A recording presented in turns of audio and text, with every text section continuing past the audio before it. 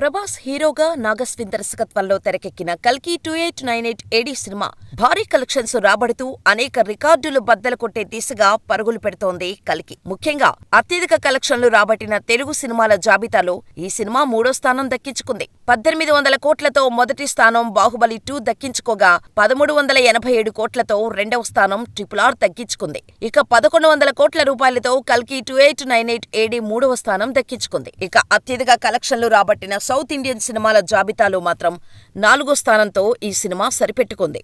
ఈ జాబితాలో మొదటి స్థానంలో బాహుబలి 2 ఉండగా, రెండో స్థానంలో RRR, మూడో స్థానంలో KGF చాప్టర్ 2 ఉన్నాయి. ఇప్పుడు 1100 కోట్ల కలెక్షన్లతో కల్కి 4వ స్థానానికి సరిపెట్టుకుంది. ఇక ఇండియన్ హిస్టరీలో అత్యధిక కలెక్షన్లు రాబట్టిన సినిమాల జాబితాలో కల్కి 5వ స్థానం దక్కించుకుంది.